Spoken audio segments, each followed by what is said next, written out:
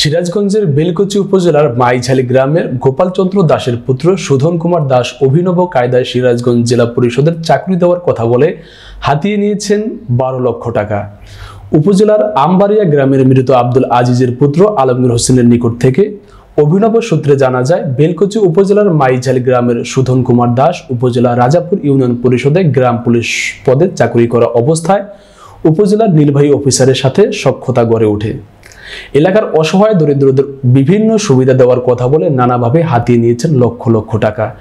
এর মধ্যে রয়েছে ভূমিহীনদের সরকারি খাস জমি বরাদ্দ দেওয়া, গৃহহীনদের সরকারি বরাদ্দ ঘর দেওয়া, বিভিন্ন প্রতিষ্ঠানে চাকরি দেওয়ার কথা বলে বহু লোকের নিকট থেকে প্রলোভন দেখিয়ে মিথ্যা আশ্বাসে ক্ষতিগ্রস্ত করেছে এলাকার অনেক ব্যক্তিদের। ক্ষতিগ্রস্ত ব্যক্তিরা প্রতারক সুধনের বাড়িতে গিয়ে বারবার অর্থ আত্মসাৎকৃত টাকা ফেরতের সালিশ করেও কোনো সমাধান না পাওয়ায় এর মধ্যে ক্ষতিগ্রস্ত ব্যক্তি আলমগীর হোসেন সিরাজগঞ্জের বিজ্ঞ আমলি আদালতে গত 4 নভেম্বর 2024 তারিখে একটি মামলা করে। অতঃপর মামলাটি তদন্ত সাপেক্ষে আসামি সুধন কুমার দাসের বিরুদ্ধে গ্রেপ্তারি পরোয়ানা মঞ্জুর হয়। ক্ষতিগ্রস্ত আলমগীর হোসেন জানান, সুধন কুমার দাস উপজেলার রাজাপুর ইউনিয়ন পরিষদে গ্রাম পুলিশ হিসেবে কর্মরত থেকে আমাকে প্রস্তাব দেয় সিরাজগঞ্জ জেলা পরিষদে একজন কর্মচারী নিয়োগ দেবে। বেলকুচি উপজেলার নির্বাহী অফিসার আনিসুর রহমানের সাথে আমার ভালো সম্পর্ক আছে। সে এখন পদোন্নতি পেয়ে সিরাজগঞ্জ জেলা পরিষদে নির্বাহী কর্মকর্তা হিসেবে কর্মরত রয়েছে, তাকে দিয়ে চাকরির ব্যবস্থা করে দিব। এই কথায় আমি সরল বিশ্বাসে ধার দেনা করে 12 লক্ষ টাকা চাকরি পাওয়ার জন্য দেই। কথা ছিল 1 আগস্ট 2024 তারিখে চাকরিতে যোগদান করাবে।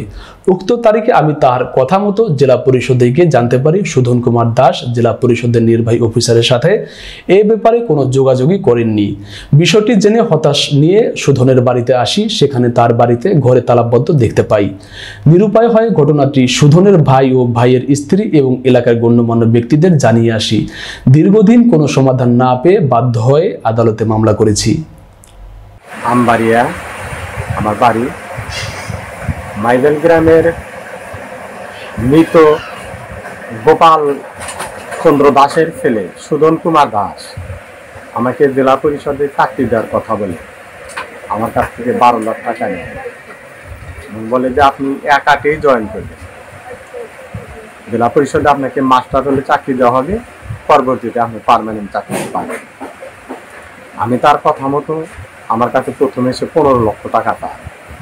আমি বললাম যে আমার কাছে তো এত টাকা নেই, আমি আত্মীয় স্বজনের কাছ থেকে ধার করে হাওলাত করে খুব কষ্ট করে তাকে টাকা 12 লক্ষ জোগাড় করে দিই। আজ থেকে টাকাটা নিয়েছে সে 5 মাস আগে, এবং 12 লাখ টাকা দেওয়ার পরে সে আমাকে বললো যে আপনি একাতে জয়েন। তার পরবর্তীতে বলে যে ভাই কোরবানি ঈদের আগে আমাকে বললো, ভাই গুচ্ছ গ্রামে কিছু ঘর ফাঁকা আছে, এটা আপনি কিছু ভূমিহীন লোক জোগাড় করেন, তাদের মাধ্যমে ঘর আর খাস জমিগুলো বরাদ্দ দেওয়া। এটা আমি গ্রামের যারা অসহায় লোক তাদেরকে অনেক বলে পেয়ে তাদের কাছ থেকে আমি 1,80,000 টাকা নিয়ে দিই ঘর দেওয়ার কথা বলে। কিন্তু সে আমার কাছ থেকে চাকরির কথা বলে টাকা নেওয়ার পর আর ঘরের টাকা নিয়ে উদাও আত্মগোপনে আছে। আমি তার বাড়িতে গেলে তার ভাই এবং তার আম্মা বলে যে টাকা নিছে, আসবে, তোমাদের টাকা ফেরত দেবে। এবং চাকরি ব্যাপারটা ওর মা জানে না, শুধুই জানে।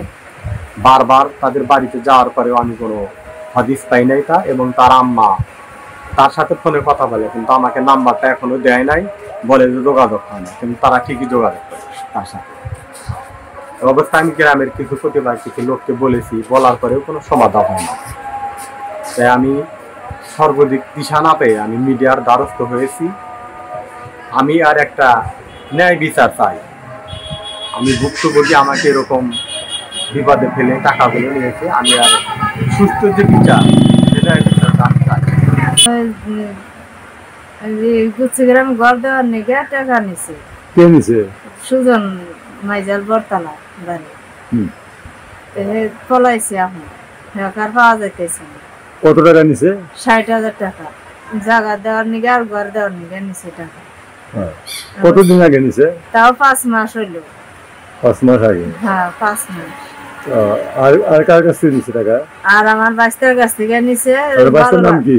আলমগীর হোসেন। আলমগীর হোসেন। তার কাছ থেকে কিভাবে নিছে? তার কাছ থেকে নিছে চাকরি বাবদে, চাকরি দেওয়ার কথা কয়ে নিছে। কত টাকা নিছে? 12 লাখ টাকা। কোথায় চাকরি দিবে? এই জেলা পরিষদের থেকে। 12 লাখ টাকা নিছে। আপনি সামনে নিছে টাকা? হ্যাঁ, আমার সামনে নিছে, আমি ওই জায়গায় আছিলাম। তারপরে ওই টাকা যখন নেয় ওই সময় আপনি কি বলছিল যে ঘর আর দিবে, জায়গা বরাদ্দ দিবে, বুঝছো? হ্যাঁ, আমি টাকা চাই, আমি ধরা পারতেছি না, আমি টাকা চাই। আমি ঋণ ফিন করে দিছি মানুষের কাছ থেকে নিয়ে, কিস্তি তুইলে এখন আমি টাকা চাই। এলাকার সূত্রে জানা যায় সুধন কুমার দাস রাজাপুর ইউনিয়ন পরিষদে গ্রাম পুলিশের চাকরি করা অবস্থায় উপজেলা এবং উপজেলার ঊর্ধ্বতন বহু অফিসারের নাম ভাঙিয়ে গৃহহীনদের সরকারি ঘর দেওয়ার কথা বলে এবং সরকারি খাস জমি দেওয়ার কথা বলে স্থানীয় বিভিন্ন লোকদের থেকে প্রায় 25 থেকে 30 লক্ষ টাকা হাতিয়ে নিয়েছে। এই ব্যাপারে আমরা অভিযোগ পেলেও কোনো সমাধান করতে পারিনি। বর্তমানে সুধন কুমার দাস সপরিবারে গা ঢাকা দিয়ে পালিয়েছে। আইনগত ব্যবস্থার মাধ্যমে ক্ষতিগ্রস্তদের অর্থ ফিরিয়ে দেওয়ার দাবি জানান তারা।